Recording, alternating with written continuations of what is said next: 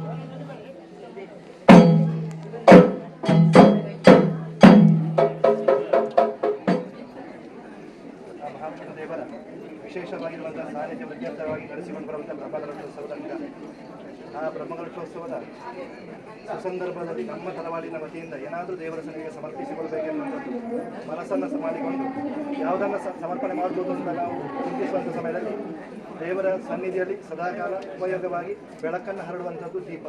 ಅಥವಾ ದೀಪವನ್ನೇ ದೇವರ ಸನ್ನಿಧಿಗೆ ಸಮರ್ಪಿಸಿದರೆ ಆ ದೇವರ ಅನುಗ್ರಹ ನಮ್ಮ ತರವಾಡಿಗೆ ಒದಗಿ ಬಂದು ನಮ್ಮ ತರವಾಡಿಗೂ ಸಮೇತ ಆ ಬೆಳಕನ್ನು ದೇವರು ಒದಗಿಸಿಕೊಡ್ತಾರೆ ಎನ್ನುವಂಥ ದೃಷ್ಟಿಕೋನದಲ್ಲಿ ವಿಶೇಷವಾಗಿ ಆ ಬೆಳಕನ್ನು ದೇವರ ಸನ್ನಿಧಿಗೆ ಸಮರ್ಪಿಸ್ತಾ ಇದ್ದೀವಿ ಭಕ್ತಿಯಾಗಿ. ಅದನ್ನು ದೇವರ ಸಂತೋಷದಿಂದ ಸ್ವೀಕಾರ ಮಾಡಿಕೊಂಡು ಇಂಥ ಯಾವ ರೀತಿಯ ಸಂಬಂಧಗಳು ಪ್ರದೇಶದ ಎಲ್ಲರಿಗೂ ಸಮೇತ ಆ ದೇವರ ಅನುಗ್ರಹ ಇರುವಂಥ ಸಂಬಂಧಗಳಿತ್ತು.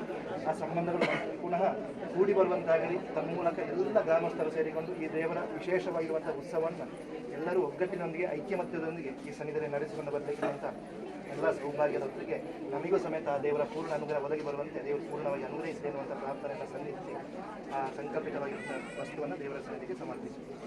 ಓಂ ಕಾಯೇನ ವಾಚಾ ಮನಸೇಂದ್ರಿಯೇಣ ವಾ ಬುದ್ಧ್ಯಾತ್ಮನಾ ವಾ ಪ್ರಕೃತಯಃ ಸ್ವಭಾವಾತ್ ಕರೋಮಿ ಯತ್ ಸಕಲಂ ಪರಸ್ಮೈ ನಾರಾಯಣಾಯೇತಿ ಸಮರ್ಪಯಾಮಿ.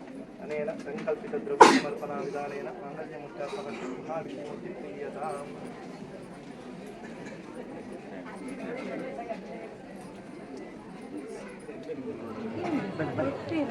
ಎರಡು ಜನ